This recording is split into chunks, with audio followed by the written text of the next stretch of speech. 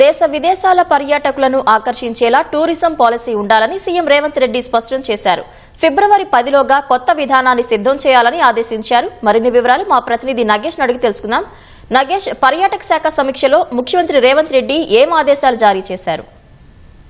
రాష్ట్రంలో పర్యాటక రంగాన్ని మరింత అభివృద్ధి చేయాలనేది ప్రభుత్వ ఆలోచన. దీనికోసం ఇప్పటివరకు రాష్ట్రంలో టూరిజానికి సంబంధించి పాలసీ లేదు కాబట్టి కొత్తగా ఒక పాలసీ రూపొందించడానికి గత కొంతకాలంగా కసరత్తు చేస్తుంది. దీనిపైన అసెంబ్లీలో కూడా ఈ పాలసీ పైన చర్చ జరిగింది. ఆ తర్వాత వివిధ దేశాలు రాష్ట్రాలకు సంబంధించిన పాలసీల పైన అధ్యయనం చేశారు. ఈ రోజు మరోసారి ముఖ్యమంత్రి రేవంత్ రెడ్డి ఈ టూరిజం పాలసీ పైన ఈరోజు సమీక్ష నిర్వహించారు. తుది మెరుగులన్నీ దిద్దిన తర్వాత ఫిబ్రవరి 10వ తేదీలోగా టూరిజం పాలసీని పూర్తి స్థాయిలో సిద్ధం చేయాలని ముఖ్యమంత్రి ఆదేశించారు. ఫిబ్రవరి నెలలో జరగబోయే అసెంబ్లీ సమావేశాల్లోనే దీనికి సంబంధించిన చట్టాన్ని పాలసీని ఆమోదించాలని ముఖ్యమంత్రి భావిస్తున్నట్టుగా తెలుస్తుంది. అది ప్రధానంగా పలు అంశాలు అంటే దేశ విదేశాలన్నింటిలో కూడా అధ్యయనం చేసి అందులో అన్ని విషయాలకు సంబంధించి అత్యుత్తమైన అంశాలను మా రాష్ట్ర పాలసీలో పెట్టాలని ముఖ్యమంత్రి మరోసారి స్పష్టం చేశారు. ముఖ్యంగా ఎకో టూరిజం, టెంపుల్ టూరిజం విషయంలో రాష్ట్రం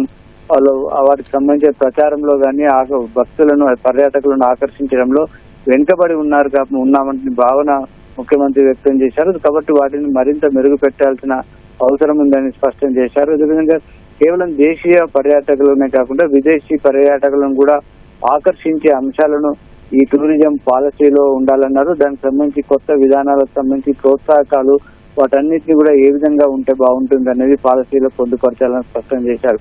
అదేవిధంగా ముఖ్యంగా సమ్మక్క సారక్క జాతర జరుగుతున్న సమయంలో అక్కడికి చాలా మంది భక్తులు వెళ్తారు కాబట్టి అక్కడ దేశ విదేశాలకు సంబంధించిన భక్తులను ఆకర్షించడానికి అన్ని శాఖలు కలిసి ముఖ్యంగా రెవెన్యూ, ఫారెస్ట్, టూరిజం ఈ 3 శాఖలు కలిపి ఒక ఉమ్మడి ప్రణాళికను సంయుక్తంగా తయారు చేయాలని కూడా ముఖ్యమంత్రి ఆదేశించారు. జాతర జరిగే పరిసరాలతో ఉన్నటువంటి పర్యాటక ప్రాంతాలు, ఆలయాలు అన్ని కలిపి ఒక సర్క్యూట్ లాగా అభివృద్ధి చేసి వాటిని ప్రచారం చేసినట్లయితే ఆ ప్రాంతాలన్నీ కూడా పర్యాటకంగా అభివృద్ధి చెందుతాయని ముఖ్యమంత్రి సూచించారు. అదేవిధంగా ఆదిలాబాద్, వరంగల్, నాగార్జున సాగర్ వంటి ప్రాంతాల్లో ఎకో టూరిజం ని అభివృద్ధి చేయడానికి అనేక అవకాశాలు ఉన్నాయి కాబట్టి వాటిని ఏ విధంగా చేయాలనే విషయాలు కూడా ఒక ప్రణాళిక చేయాలని కూడా స్పష్టం చేశారు. ముఖ్యంగా ఎకో టూరిజం సంబంధించి సింగపూర్ లో మంచి పాలసీలు ఉన్నట్టుగా తెలుస్తుంది కాబట్టి అక్కడ విషయాలన్నీ కూడా సింగపూర్ లో ఎకో టూరిజం విధానాలన్నీ పరిశీలించి వాటిలో మన రాష్ట్రానికి ఉపయోగపడే విధంగా ఏమేమి ఉన్నాయో వాటన్నిటిని కూడా ఇందులో పొందుపరచాలని కూడా స్పష్టం చేశారు. రానున్నటువంటి గోదావరి, కృష్ణా పుష్కరాలకు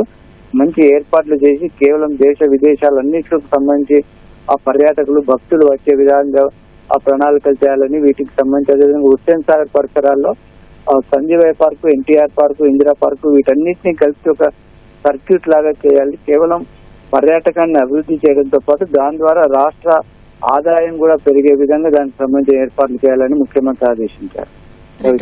ధన్యవాదాలు నాగేష్.